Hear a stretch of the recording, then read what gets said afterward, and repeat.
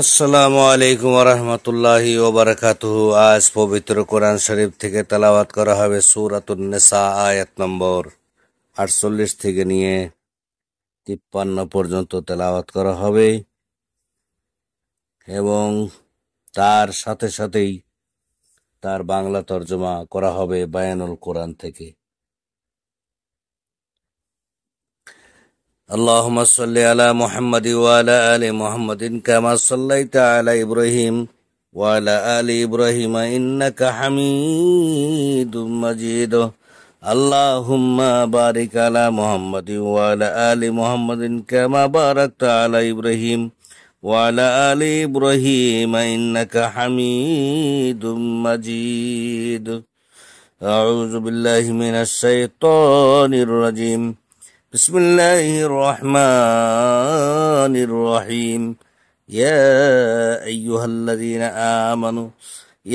أيها الذين أوتوا الكتاب آمنوا بما نزلنا مصدقا لما معكم من قبل أن نطمس وجوها فنردها على أدبارها أو نعلهم كما لعنا أصحاب السبت وكان أمر الله مفعولا. إن الله لا يغفر أن يشرك به ويغفر ما دون ذلك لمن يشاء ومن يشرك بالله فقد افترى إثما عظيما. ألم تر إلى الذين يزكون أنفسهم بل الله يزكي من يشاء ولا يظلمون فتيلا. انظر كيف يفترون على الله الكذب وكفى به إثما مبينا. ألم تر إلى الذين أوتوا نصيبا من الكتاب يؤمنون بالجبت والطاغوت ويقولون للذين كفروا هؤلاء أهدى من الذين آمنوا سبيلا. أولئك الذين لعنهم الله ومن يلعن الله فلن تجد له نصيرا.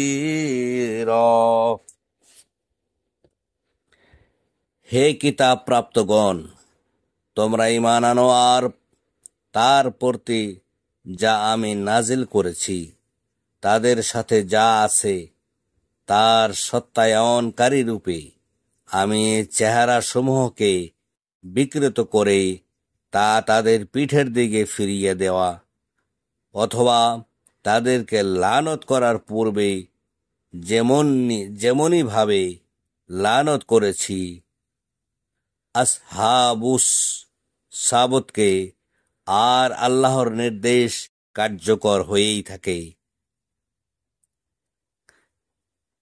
নিশ্চয় আল্লাহ তার সাথে শরীক করাকে ক্ষমা করেন না। তিনি ক্ষমা করেন এছাড়া অন্যান্য পাপ যার জন্য তিনি চান, আর যে আল্লাহর সাথে শরীক করে সে অবশ্যই মহাপাপ রচনা করে। তুমি কি তাদেরকে দেখো নাই যারা নিজেদেরকে পবিত্র মনে করে? বরং আল্লাহ যাকে চান তাকে পবিত্র করেন, আর তাদেরকে সুতা পরিমাণ জুলুমও করা হবে না। দেখো কেমন করে তারা আল্লাহর উপর মিথ্যা রটনা করে, আর প্রকাশ্য পাপ হিসেবে এটি যথেষ্ট। তুমি কি তাদেরকে দেখনি যাদেরকে কিতাবের এক অংশ দেওয়া হয়েছে?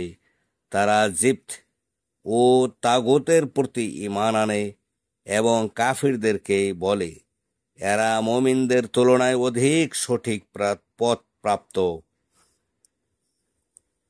জিপ্ত অর্থ মূর্তি, প্রতিমা, জাদুকর, ভেলকিবাজ, জাদু ভেলকি ইত্যাদি।